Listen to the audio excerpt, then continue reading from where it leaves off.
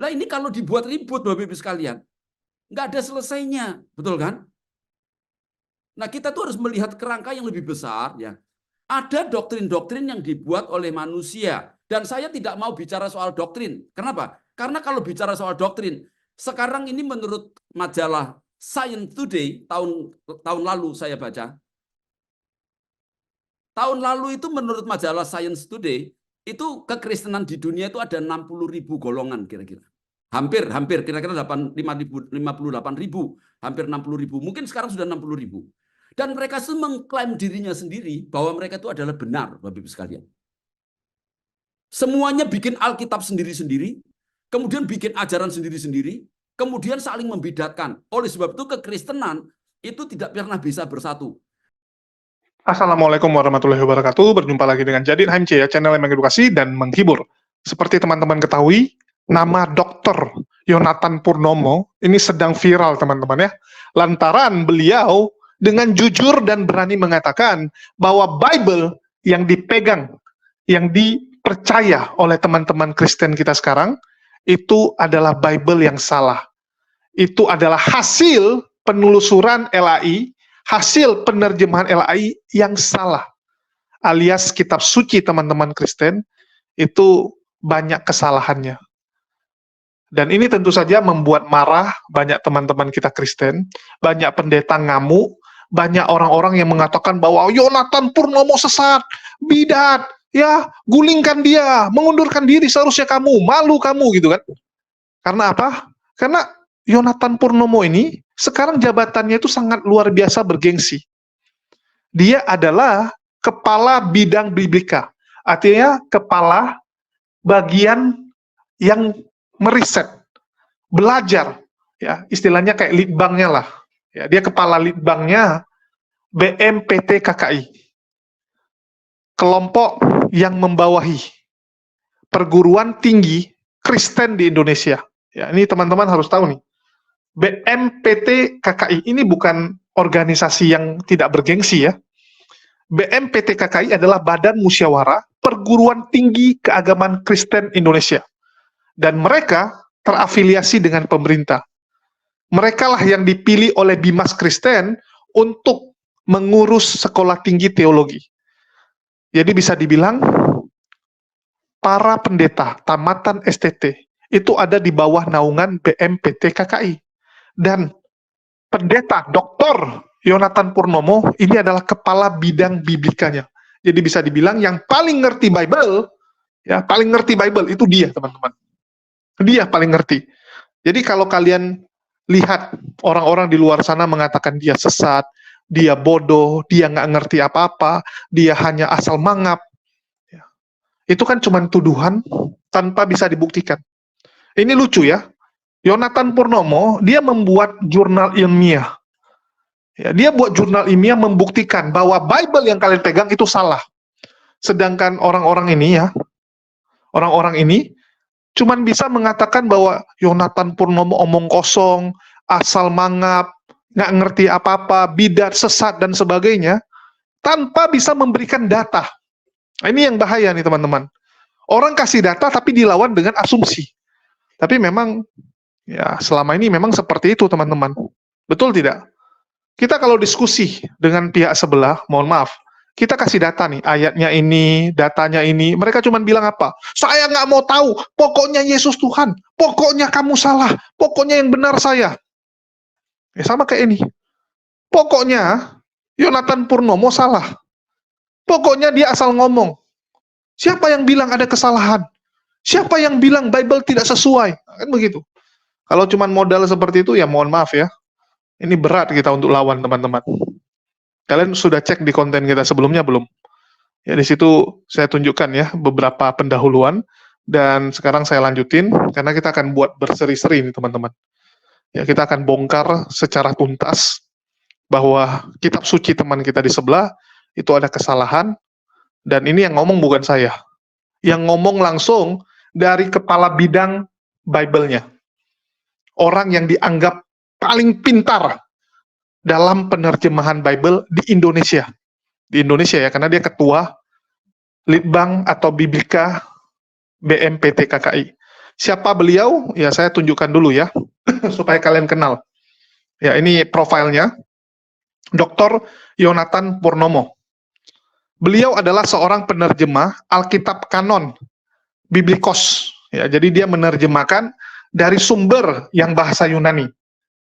Bukan dari bahasa Inggris atau bahasa lain ya, tapi langsung dari teks aslinya, yaitu Yunani. Karena kitab suci teman-teman kita di sebelah, itu kebanyakan bahasa apa? Yunani, teman-teman.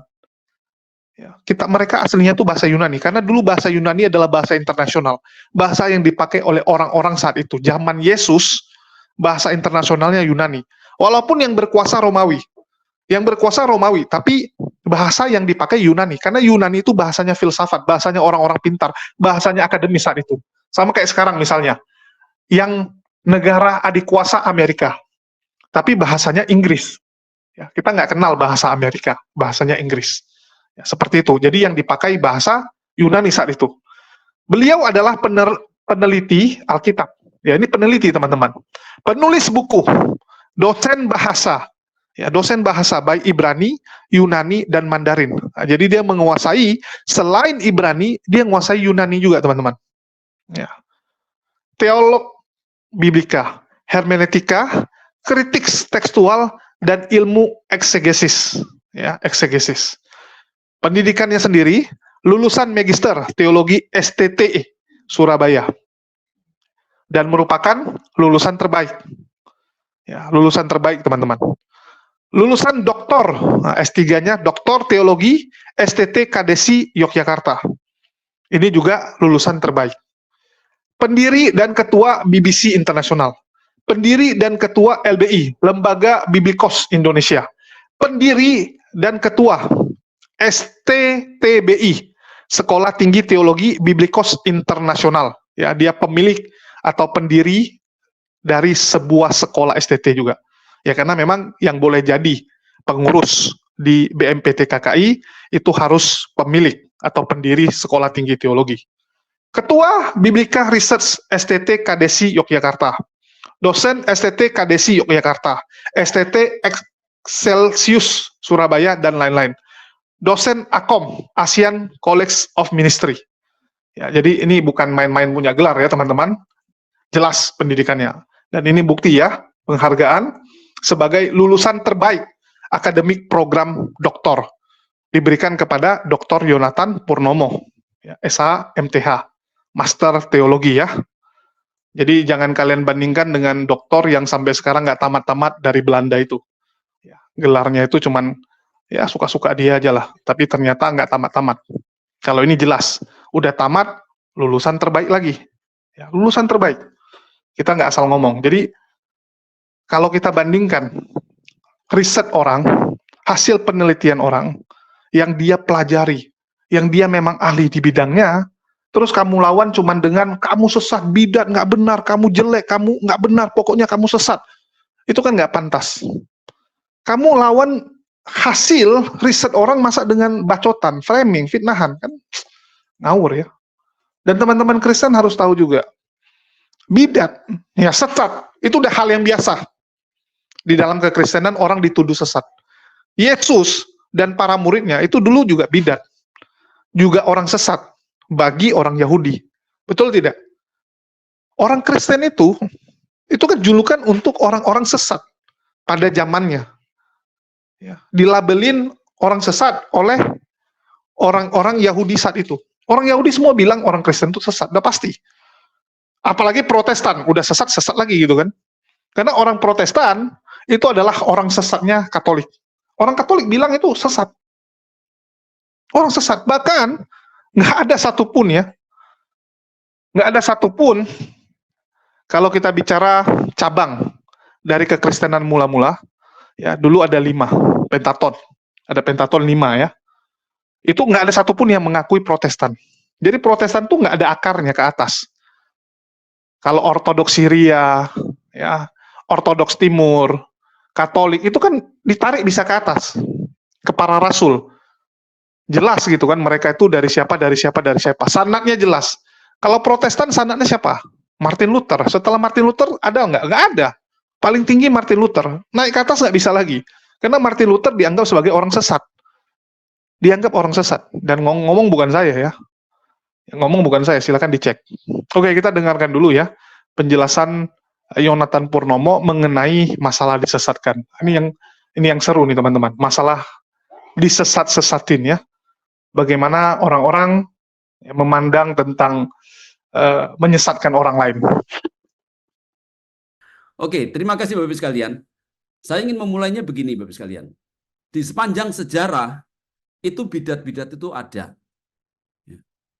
Nah, kalau bilang bidat itu tergantung siapa yang mau bicara Bapak Ibu sekalian. Zaman Tuhan Yesus itu dianggap penyesat, dianggap bidat oleh orang-orang Yahudi. Betul nggak? Tetapi hari ini, kalau menurut anggapan orang Yahudi, Yesus adalah bidat, kita ini sekarang adalah pengikut Yesus yang adalah sang bidat menurut orang Yahudi. Betul nggak? Yang kedua, pada tahun 1545 itu Martin Luther mengirim surat kepada uskup di Konstantinopel. Betul ya.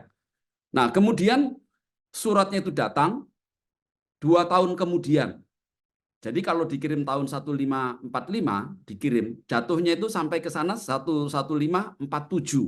Nah, di tengah-tengah tahun 1546 Martin Luther meninggal. Jadi Martin Luthernya sudah meninggal, suratnya baru nyampe. Anda jangan bayangkan sekarang ya. Kalau sekarang ini Anda pakai WA itu di seluruh dunia sampai ke Mars itu langsung terima. Zaman itu nggak bisa Bapak Ibu sekalian. Karena diblok oleh Katolik, mereka mau lewat saja sudah susah. Nah, di dalam surat Martin Luther, dia mengatakan begini. Saya punya dokumennya Bapak Ibu sekalian ya. Nanti di buku saya nanti saya cantumkan tuh dokumen-dokumen dan referensinya. Nah, Martin Luther mengatakan dalam suratnya kepada Konstantinopel, dia mengatakan, kami tidak mengajarkan ajaran yang baru. Itu yang pertama. Yang kedua, kami melawan karena Katolik melakukan penyimpangan. Jadi 2 hal ini disampaikan. Terus nanti ada satu yang ketiga, Martin Luther minta pengakuan dari gereja mula-mula. Jadi Bapak Ibu harus tahu, dulu itu ada 5 yang namanya pentarki. Jadi gereja yang pertama dibangun oleh Petrus itu adalah di Antioquia tahun 37. Tahun 38 itu Andreas, itu adiknya Petrus, itu pergi ke daerah Bizantin, terus naik ke atas sampai ke Yunani, terus naik terus ke Belarusia, sampai ke Ceko, kemudian ke daerah Rusia dan sekitarnya semua. Jadi kalau Anda lihat orang Kristen di sana, itu buah-buah pekerjaan daripada Andreas. Nah, saya ini salah satu orang yang belajar dari garis keturunan Andreas, Bapak Ibu sekalian. Nah, kalau Roma, itu nanti tahun 42. Jadi 5 tahun setelah Petrus itu di Antioquia, nanti tahun 42 dia pergi ke Roma, dan dia itu kemudian membangun jemaat Roma. Tahun 43, itu Markus pergi ke Alexandria. Dia mendirikan jemaat di Alexandria yang sekarang kita kenal dengan Ortodok Koptik. Nah, nanti yang terakhir tahun 49, itu Yakobus, bukan Yakobus saudara Yohanes yang mati dibunuh sama Agripa I, zamannya Claudius tahun 44, bukan itu. Tapi Yakobus saudara Yesus, yang usianya itu kira-kira beda sekitar 30 tahun, Bapak Ibu sekalian. Bahkan lebih tua daripada Bunda Maria. Jadi bukan adiknya, itu kakak tiri, tapi jauh sekali umurnya, lebih tua dari mamahnya. Nanti di buku-buku saya nanti saya berikan itu, Bapak sekalian ya. Nah, 5 ini tadi di Antioquia, Bizantin, Roma, kemudian di Alexandria dan di Yerusalem itu dinamakan pentarki. Nah, nanti Bapak Ibu sekalian, ketika tahun 451 itu nanti terjadi skisma yang pertama, di mana Koptik yang di Alexandria itu memisahkan diri, dia tidak mau mengakui konsili yang keempat di Kalsedon. Kemudian nanti tahun 1054, ya, 500 tahun kemudian, itu Katolik Roma itu memisahkan diri lagi, itu yang dinamakan skisma besar. Jadi 5 tadi, 1 sudah pisah di Alexandria, dia hanya mengakui 3 konsili, yang lain dia tidak mau ngakuin, tapi bersama dengan Katolik bisa bertahan sampai tahun 1054. Dan itu mereka itu sepakat untuk mengakui 7 konsili. Nah, ketika tahun 1054 Katolik itu memisahkan diri, berarti tinggal 3 kan. Tapi yang Yerusalem itu sudah hilang Bapak Ibu sekalian. Karena pada tahun 70 diobrak-abrik mereka pergi. Kemudian nanti tahun 1115 itu nanti ada pemberontakan kedua. Terus yang ketiga zamannya Bar Kokhba itu tahun 132. Mereka itu menang sebentar, kemudian dihancurkan itu sama Hadrian. Kemudian diusir semua orang Yahudi nggak boleh ke sana. Sehingga jemaat Yerusalem tidak ada. Nah yang paling bertahan itu yang di Bizantin. Kenapa? Sama yang di Suriah masih ada, tapi yang paling kuat itu adalah di daerah Bizantin. Nah, saya cerita ini kenapa Bapak Ibu sekalian? Ya, Katolik, ya, ketika dia sudah pisah, maka yang di Konstantinopel saya tadi bilang Martin Luther, ketika dia itu membuat 95 petisi di Wittenberg, nah dia itu kan lawannya adalah Katolik. Nah, karena dia itu lawannya Katolik, maka dia itu menulis surat kepada uskup di Konstantinopel, yang gereja timur, itu untuk mendapatkan pengakuan.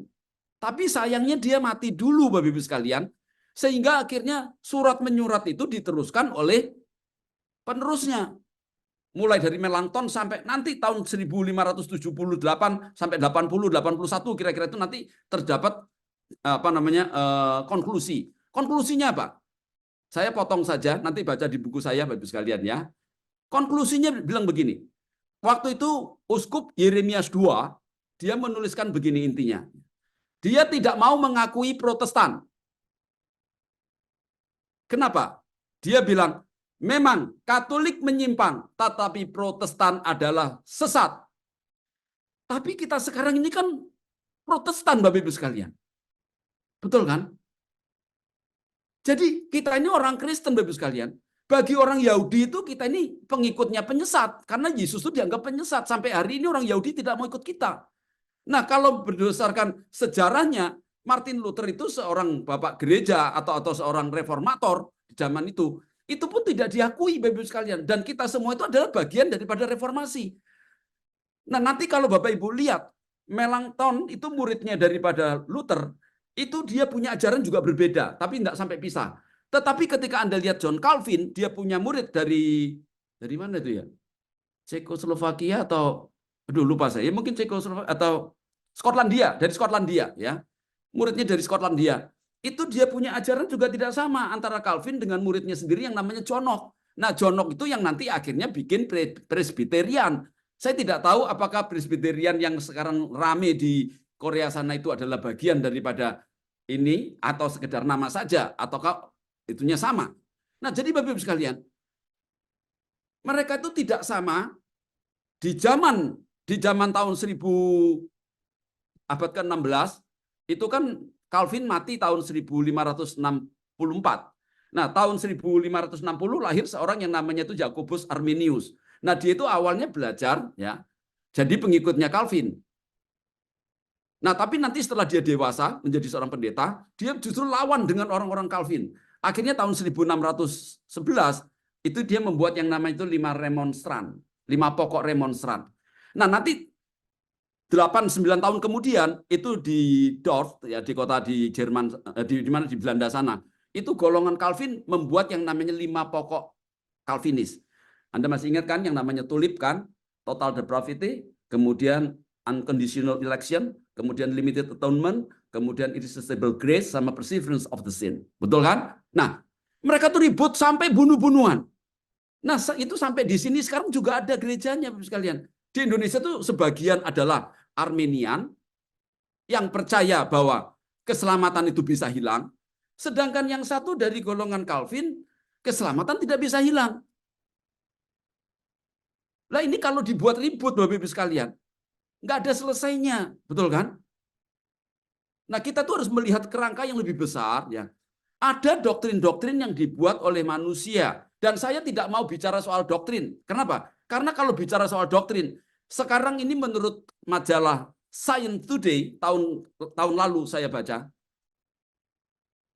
Tahun lalu itu menurut majalah Science Today itu kekristenan di dunia itu ada 60.000 golongan kira-kira.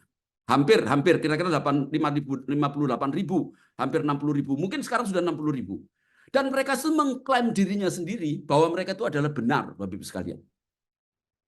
Semuanya bikin Alkitab sendiri-sendiri, kemudian bikin ajaran sendiri-sendiri, kemudian saling membedakan. Oleh sebab itu kekristenan itu tidak pernah bisa bersatu. Di Chinese, waktu saya sekolah di Chinese, ada kata-kata begini ya. Ike Zhongguoren setiao long, seke Zhongguoren setiao zhong. Satu orang Chinese itu adalah naga. Tetapi 10 orang Chinese kumpul jadi satu, jadi cacing. Kenapa? Karena ribut sendiri-sendiri. Semuanya saling mau berkuasa, saling menjatuhkan. Nah, sepertinya orang Kristen sekarang itu seperti itu, Bapak Ibu sekalian. Kalau mau lihat perbedaan, kalau mau dicari-cari, pasti ada bedanya, Bapak Ibu sekalian. Betul nggak? Saya dengan istri saya saja bisa berbeda konsep tentang. Saya punya dosen di STTI, suami istri ngajar. Istrinya bilang sama saya nggak cocok sama teologinya dia. Apakah begitu harus cerai? Itu kan pandangan-pandangan, Bapak Ibu sekalian. Nah, hari ini saya akan bicara dengan Bapak Ibu. Saya seorang biblika. Tuhan memberikan saya banyak karunia di dalam bidang bahasa. Saya sudah menerjemahkan Alkitab Perjanjian Baru kurang 20%. Saya juga membuat kamusnya. Saya membuat terjemahan gramatikanya supaya bisa membantu STT supaya tidak ribut, Bapak Ibu sekalian. Nah, mari saya minta izin untuk share screen. Kita akan mulai acara kita pada sore hari ini. Baik, judul kita Seminar Kajian Biblika, Alkitab Kanon, dan Heresis. Saya tidak masuk ke heresisnya. Ini nanti biar dibicarakan oleh tadi sudah Pak Munir sudah membawakan, nanti ada Pak Haryanto, kemudian ada Pak Stefri. Saya akan bicara di sini saja. Nah, ini pun saya hanya pembukaan. Setelah hari ini, Bapak Ibu sekalian, saya akan membuat kajian. Mungkin setiap minggu akan keluar. Semua teman-teman dari seluruh STT, saya minta terlibat. Kalau kami salah, boleh dikoreksi. Kalau kurang, tambahin. Kalau kelebihan, kurangin. Kita dengan semangat tidak usah membidat-bidatkan. Saya juga tidak pernah membidat-bidatkan. Makanya, kalau ada orang bertengkar, saya tidak mau ikut. Saya mau di tengah saja. Saya nggak mau ikut ini, nggak mau ikut itu. Saya sudah muak dengan orang-orang Kristen yang merasa dirinya benar, kemudian menyesat-nyesatkan orang. Sebab itu, Bapak Ibu sekalian, saya senang dengan kalau ada orang itu ikut Yesus, kemudian hatinya lembut, ya, hatinya baik, suka menolong. Kalau ada orang suka cari gara-gara, betul kan, jadi kompor, bakar sana, bakar sini. Menurut saya itu bukan orang Kristen, Bapak sekalian. Itu perusuh. Nah, kita sebagai orang Kristen yang sudah bertobat, sebaiknya kita tidak begitu, Bapak sekalian. Saya minta maaf kalau ada kata-kata saya yang salah, tapi saya sungguh-sungguh saya sudah bertobat. Dulu hidup saya dulu rusak. Saya dulu seorang pendosa. Tahun 17 saya bertobat, semua saya tinggalkan. Dalam bahasa Mandarin ada kata-kata, Itau liang tuan. Sekali potong, bambu pecah jadi 2. Saya tidak mau berhubungan lagi. Tapi ada orang yang dulunya jahat, Kristen, kemudian masuk Kristen. Masuk Kristen yang dulu masih dibawa. Itu sama seperti satu peribahasan namanya tuan selien. Kalau Anda ambil buah teratai, itu kalau Anda potong jadi 2, Anda pisahkan, batangnya, buahnya pisah. Tapi masih ada serat-seratnya. Nah, banyak orang tuh sudah pindah ke Yesus, tapi masih ada hubungan dengan dosa. Jadi Bapak Ibu sekalian, saya ingin membawakan ini, saya tidak membawakan berdasarkan doktrin. Tadi saya cerita hanya sejarah. Saya tidak menghakimi mana yang benar, mana yang salah, Bapak Ibu sekalian, ya. Semuanya adalah saudara saya. Anda mau dari Reform, mau dari Luther, mau dari Arminian, mau dari karismatik, dari mana, nggak peduli saya, Bapak Ibu sekalian. Kalau kita sudah diselamatkan oleh Yesus, percaya oleh Yesus, kiranya Yesus hidup dalam hidup kita. Jangan kita ribut. Kalau ada saudara yang salah, kita betulin dengan cara yang baik. Betul kan? Kemarin saya bicara dengan satu orang. Ini perlu saya tanamkan dulu, Bapak sekalian, ya. Kalau seseorang misalkan anaknya jatuh dalam dosa, misalnya menghamili orang, apakah sama dia akan dibuat seminar besar-besaran supaya semua orang tahu kejahatan anaknya? Saya rasa kok tidak. Kalau keluarganya sendiri akan ditutup supaya orang tidak tahu, diselesaikan secara kekeluargaan. Tetapi kalau musuh yang terjadi, itu sangat mungkin, Bapak sekalian. Dari sini orang tuh bisa tahu. Makanya ketika Tuhan bilang, ya, kamu bisa dilihat, pohon bisa dilihat dari buahnya. Ketika orang melakukan sesuatu yang besar, untuk mempermalukan orang, itu sebetulnya tidak ada Tuhan, tidak ada kasih, Bapak Ibu sekalian. Kalau saya, Bapak Ibu sekalian, kalau ada orang tersesat, saya tidak perlu membuat YouTube, tidak perlu menggalang orang, tidak perlu kasih tahu orang. Saya datangi dengan kasih, saya coba bersahabat dengan dia, saya coba betulkan, saya bawa kembali kepada Tuhan. Karena semakin saya serang, orang itu akan semakin jauh dan semakin dia tidak mau dengarkan saya. Ya, teman-teman sudah lihat ya. Jadi itu pengakuan jujur masalah, wah kalau kita dibidatkan gimana, kita dikatain sesat gimana. Teman-teman harus tahu sejarahnya. Terutama orang-orang Protestan yang selalu merasa benar, selalu merasa, wah kami ajaran yang benar dan sebagainya. Terus ngata-ngatain umat Muslim, wah kamu dari abad 6, ya, kamu ajaran dari abad ke-6. Protestan dari abad keberapa? Coba kamu cek. Kamu tuh nggak bersumber dari Katolik. Kamu tuh RT 16. Ya, kamu tuh RT 16. Kalau kalian bilang Islam RT 6, belajar. Jadi Martin Luther sendiri di akhir hidupnya itu mencoba mendapatkan pengakuan dari uskup di Konstantin. Minta pengakuan dia. Tapi uskup Konstantin mengatakan apa? Katolik bolehlah kamu bilang korup, sudah mulai menyimpang. Tetapi kamu sesat. Lebih parah menyimpang atau sesat? Coba saya tanya. Kalau menyimpang artinya dia sudah belok ke kiri, belok ke kanan, sudah keluar jalur. Tapi bisa dikembalikan. Dia pernah di jalur yang benar. Tapi sekarang keluar jalur. Itu definisi menyimpang. Ya, definisi menyimpang dia pernah benar. Tapi kalau sesat, artinya kamu nggak pernah benar. Kamu dari lahir sudah nggak benar. Itu sesat. Lebih parah lagi. Terus kalian terima nggak? Coba saya tanya orang Protestan. Kalian kan merasa selalu benar. Kalian selalu merasa, wah kami yang benar dan sebagainya. Coba ditelusuri lagi. Ya, coba ditelusuri. Kita bisa lihat, dari Protestan lah, mulai terjadi perpecahan yang begitu besar. Bahkan tadi disampaikan juga ya, bahwa tidak kurang, sudah terbagi 60.000 golongan sekarang. Sudah ada 60.000 denominasi kekristenan dari Protestan. Sekali lagi, bukan dari Katolik. Tapi dari Protestan sudah ada cabang 60.000 ajaran. Kemarin saya pernah ya buat konten sama Godondi, kita bahas cabang-cabang besar dari Protestan. Tercatat 40.000. Ya. Tercatat ada 40.000 denominasi. Dan ini tiba-tiba dibilang sudah 50.000, bahkan mungkin sekarang udah 60.000. Artinya sudah bertambah. Dan akan terus bertambah seiring waktu. Kalian bayangkan, ya Martin Luther itu tahun berapa? Baru berapa ratus tahun, teman-teman. Betul tidak? Belum sampai 1000 tahun. Belum sampai 1000 tahun dari Martin Luther mendirikan yang namanya Protestan. Ya, melakukan reformasi. Kan begitu? Ya. Kalian bayangkan, belum ada 1000 tahun, bahkan belum sampai 500 tahun. Betul tidak? Ya. Tahun 1500-an. Tetapi sekarang, ya, dalam waktu yang sangat singkat, sudah ada 60.000 denom. Artinya 1 tahun bertambah berapa denom? Coba saya tanya. Dalam 1 tahun berapa denom bertambah? 10.000 lebih, teman-teman. Bayangkan, 1 tahun bertambah 10.000. Ya. Tahun 1517, Martin Luther menerbitkan pertama kali. Kan begitu. Baru di situ terjadi perpecahan, muncul Protestan. Oke? Kalian bayangkan sekarang baru 500-an tahun. 500-an tahun 60.000 denom. Ngeri, teman-teman. Dan itu akan terus bertambah. Kenapa? Karena masing-masing menerjemahkan masing-masing. Armenian ya mengatakan bahwa keselamatan bisa hilang. Calvinis enggak. Oh enggak, keselamatan itu sudah pasti nggak bisa hilang karena sudah ditentukan. Karena memang doktrin Martin Luther bahwa iman itu yang menyelamatkan, bukan perbuatan. Perbuatan nggak ada nilainya. Nanti besok entah apa lagi yang muncul. Muncul Martin Luther kecil nih. Contoh Pak Bom ya, dengan Wak Donat memberikan pengajaran bahwa Yudas masuk surga.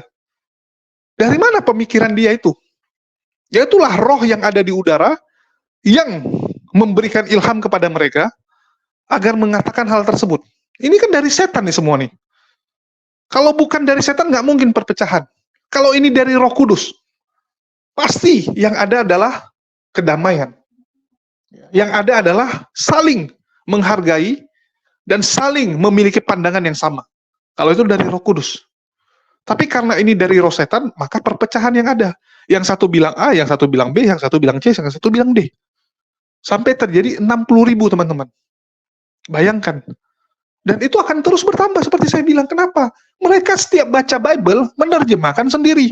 Udah menerjemahkan sendiri, merasa paling pintar. Contoh Wak Donat, Pak Bom Bom, coba tanya, gelar kamu apa? Dasar kamu apa? Apa yang sudah kamu lakukan demi kekristenan? Nggak ada. Ya mohon maaf. Jangan bilang, oh saya sudah berdebat, saya sudah mewakili Kristen melawan Islam gini-gini. Kamu bukan membuat Kristen lebih baik. Yang kamu lakukan malah memperburuk citra Kristen. Kamu menggunakan nama Kristen untuk kepentingan kamu. Yang benar Kristen yang kamu manfaatkan. Kamu yang dapat untung kan? Dapat rumah, dapat mobil, dapat semua. Nah, itulah mereka teman-teman. Kalian bisa lihat ya bagaimana orang-orang ini memanfaatkan kekristenan supaya menjadi pemimpin. Jadi mereka buat sendiri ajaran-ajaran baru. Mereka seperti nabi-nabi kecil jadinya kan. Nabi-nabi kecil yang membuat ajaran-ajaran cabang dari Kristen. Ini yang mengerikan. Dan saya berharap teman-teman Kristen ini sadar gitu.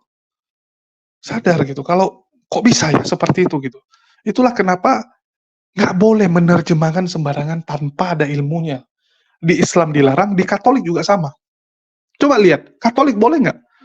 Karena merasa, wah saya paling holy, wah saya ini adalah suster yang mantap gitu kan, wah saya ini adalah pastor yang hebat, maka saya akan menerjemahkan sendiri menurut pemahaman saya. Nggak boleh, setan yang akan membantumu. Coba tanya orang Katolik, kalau ada orang yang berani menerjemahkan dengan kemampuan, dengan akal pikirannya sendiri, pasti dibilang apa? Ini setan nih, setan yang menuntun kamu. Katolik, Ortodoks, untuk hal ini mereka masih oke gitu. Ya kita bilang masih adalah lurus-lurusnya. Kalau kita kita bandingkan dengan Islam gitu, ada lurusnya. Kenapa? Mereka masih mengikuti, ya, mengikuti ajaran bahwa tidak boleh sembarangan. Nah, beda dengan Protestan, mohon maaf. Ini memang agak beda sendiri nih ajarannya. Begitu juga dengan Purnomo ini, Yonatan Purnomo. Dia mengakui dengan jujur, langsung diserang, langsung dibidatkan, langsung disesatin. Kenapa? Mereka nggak akan mau mengakui bahwa terjadi kesalahan. Kalian bisa bayangkan kalau semua pendeta di Indonesia dengan jujur mengakui LAI salah. Mengakui bahwa Bible yang selama ini dipegang oleh teman-teman Kristen itu salah. Itu seberapa hebohnya. Berapa banyak orang yang akan terguncang dan akan meninggalkan gereja. Begitu ninggalin gereja, gerejanya kosong, siapa yang kasih makan gerejanya? Siapa yang kasih makan pendetanya? Siapa yang bayar biaya operasionalnya? Halo? Nggak sesimpel itu. Sering kita dengar gini ya, tiba-tiba contoh kita menemukan bahwa nenek moyang kita, yaitu ternyata mendirikan perusahaan ini, ya mendapatkan kekayaan ini dengan cara yang nggak benar, mencelakai orang lain. Berani nggak kita jujur mengakui nenek moyang saya buat salah? Nggak berani teman-teman. Karena kamu akan beresiko kehilangan ini semua. Malah yang bisa, yang ada kalian mungkin akan menutupi kebohongan itu. Ya, kita contoh lah, ada beberapa film kan gitu. Setelah ditelusuri, rupanya kakeknya dulu dirikan perusahaan ini dengan menipu si A, si B, si C. Dan nasib dari keluarga ABC ini sekarang hancur. Anaknya, cucunya, hidupnya kasihan. Hidupnya sangat kasihan. Tapi apa yang dilakukan oleh keluarga ini? Apakah dia mengakui? Nggak mau. Nggak mau. Toh kakeknya juga sudah meninggal, ya sudah lah gitu. Malah kalau bisa ditutupi kebenaran itu. Ditutupi. Karena mereka nggak mau nanti kehilangan semuanya.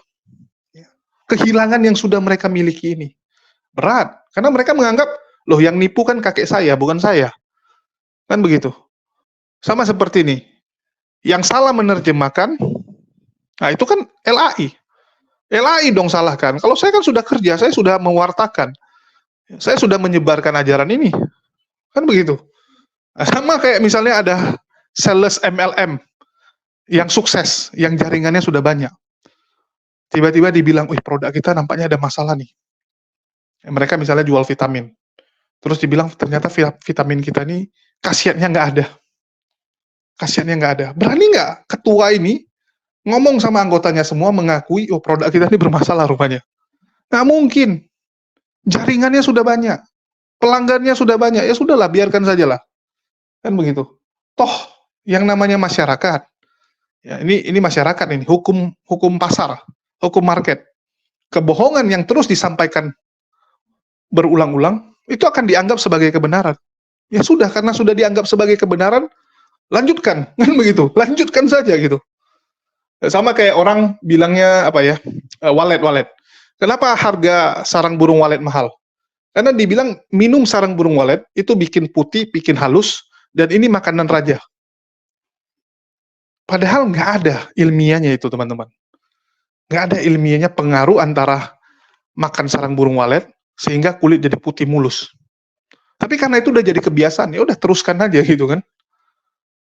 Sama kayak misalnya setahun sekali harus melakukan korban apa ke laut gitu. Itu masih banyak kan orang melakukan hal itu. Dianggap ya sudahlah, teruskan sajalah.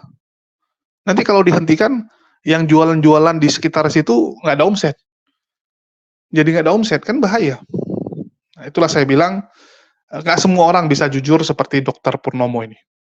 Ya, Pendeta Purnomo ini berani jujur, dan itu kita apresiasi, tetapi tentu saja akan mendapatkan pertentangan yang besar, dan saya berani jamin 99% teman-teman kita di sebelah ini tidak akan mau jujur. Tidak akan mau jujur. Untuk itu kita yang harus bantu menyampaikan supaya jemaatnya tahu. Karena ini yang tahu kan kelas-kelas atasnya nih. STT-STT-nya, bukan kelas Saipudin. Saipudin tuh pendeta tanpa gelar, tanpa belajar. Banyak pendeta-pendeta yang pendeta jadi-jadian kan begitu.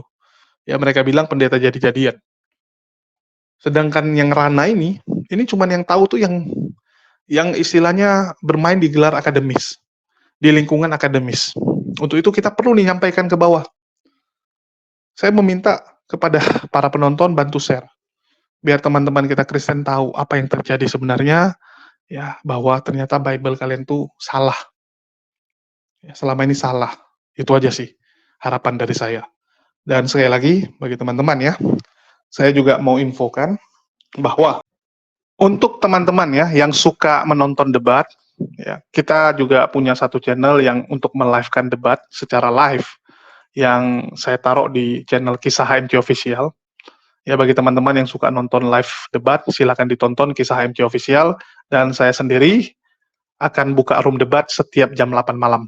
Tapi yang jam lain juga ada debat-debat, tetapi itu Bang Zuma, Kores, Uniriva, dan sebagainya. Kalau yang saya jam 8 malam. Ya, setiap hari di Kisah HMC Official. Ya, kecuali lagi ada agenda kegiatan mungkin nggak sempat. Tetapi setiap hari ini ada live. Yang suka live silakan di-subscribe ya, tolong didukung daripada kalian nonton di channel yang nggak jelas siapa pemiliknya. Sekarang banyak sekali channel-channel namanya Islam, namanya Islami, tapi pemiliknya nggak ada yang tahu.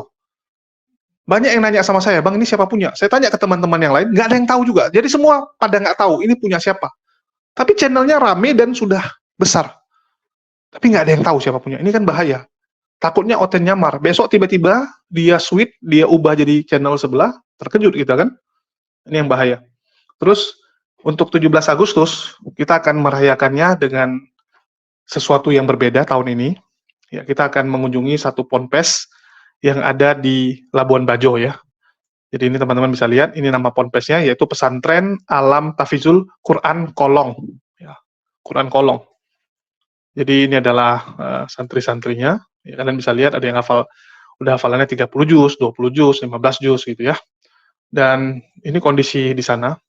Ya, teman-teman bisa lihat, ini barusan dipasang solar panel supaya mereka ada listrik. Ya, lokasinya benar-benar sangat terpencil, teman-teman.